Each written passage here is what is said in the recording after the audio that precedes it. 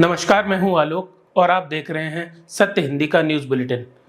नजर डालते हैं अब तक की खबरों पर। हमास के अचानक हमलों के 4 दिन बाद क्षेत्र में विनाशकारी युद्ध शुरू होने के बाद इजरायल और गजा में लगभग 3600 लोग मारे गए। इजरायल का दावा है कि उसने समूह से गजा सीमा क्षेत्रों पर नियंत्रण हासिल कर लिया है। इजरायल ने लेबनान और सीरिया से भी गोलीबारी की सूचना दी है, जिसका उसने अपने हवाई हमलों से जवाब दिया है। लेबनानी समूह हिजबुल्लाह ने दावा किया कि हमले इजरायली रक्षा बलों द्वारा उसके सदस्यों की मौत का बदला लेने के लिए किए गए थे। इजरायल के प्रधानमंत्री बेन्यामिन नेतन्याहू और विपक्षी नेता बेनी गैट्स हमास के खिलाफ लड़ाई की निगरानी के लिए एक आपातकालीन एकता सरकार और एक युद्ध मंत्रिमंडल बनाने पर सहमत हुए हैं। इसमें नेतन्याहू, गैट्स, वर्तमान रक्षा मंत्री योब गैलेंट और 2 अन्य शीर्ष अधिकारी शामिल होंगे जो ऑब्जर्वर सदस्य के रूप में काम करेंगे।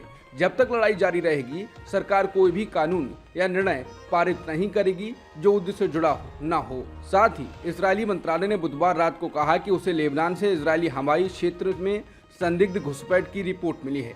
पूरे उत्तरी इजरायल में सायरन बजने लगे और वहां के नागरिकों से आश्रय लेने का आग्रह किया गया। आरएसएस प्रमुख मोहन भागवत ने बुधवार को कहा कि भारत 5000 सालों से एक सेकुलर राष्ट्र रहा है और लोगों से एकजुट रहने और दुनिया के सामने मानव व्यवहार का सबसे अच्छा उदाहरण पेश किया।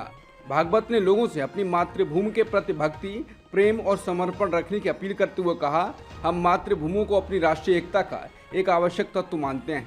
हमारी 5000 साल पुरानी संस्कृति धर्मनिरपेक्ष है। सभी तत्व ज्ञान में यही निष्कर्ष है। पूरी दुनिया एक परिवार है।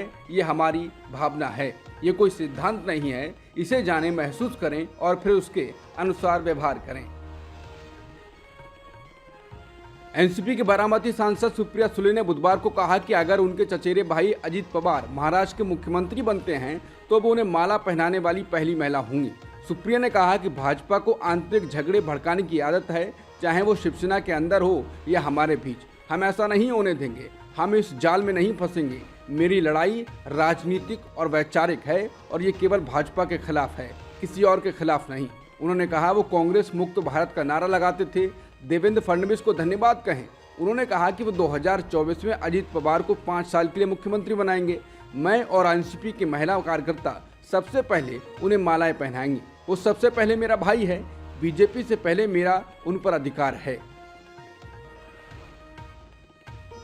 बुधवार 11 अक्टूबर की रात बिहार के बक्सर में रघुनाथपुर स्टेशन के पास Delhi Kamakhya north east express के 6 डब्बे पटरी से उतर जाने से कम 4 लोगों की मौत हो गई और 70 से अधिक घायल हो गए।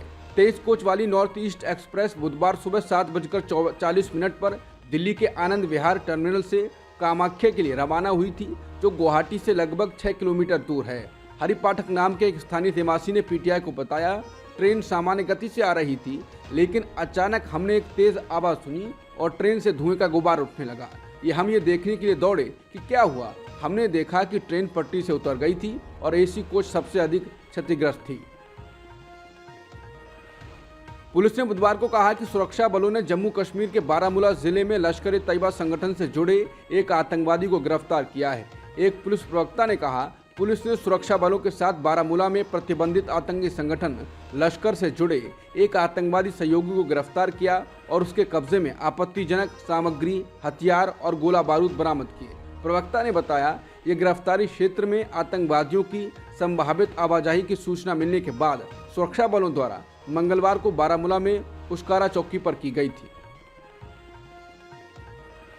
भारत के कप्तान रोहित शर्मा ने 40 साल पुराना रिकॉर्ड तोड़ दिया, क्योंकि उन्होंने विश्व कप में किसी भारतीय द्वारा सबसे तेज शतक बनाया और अपनी टीम को अफगानिस्तान के खिलाफ 8 विकेट से जीत दिलाई।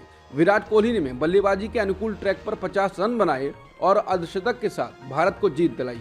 भारत की मजबूत गेंदबाजी के सामने अफगानिस्तान 272 रनों पर ही सिमट गई थी। भारत के बल्लेबाज विराट कोहली ने बुधवार को दिल्ली में अफगानिस्तान के खिलाफ विश्व कप 2023 मैच के दौरान आईसीसी विश्व कप में सर्वाधिक रनों के सचिन तेंदुलकर के रिकॉर्ड को तोड़ दिया। अपनी 53वीं विश्व कप पारी में कोहली ने 60 से अधिक औसत के साथ तेंदुलकर के 2278 रन के आंकड़े को पार कर लिया। कोहली ने 2011 विश्व कप के दौरान अपने पहले विश्व कप टूर्नामेंट में भाग लिया था। मीरपुर में बांग्लादेश के खिलाफ अपने पहले मैच में नाबाद 100 रन की सर्वश्रेष्ठ पारी के साथ 9 पारियों में 282 रन बनाए थे। अब तक की खबरों में बस इतना ही।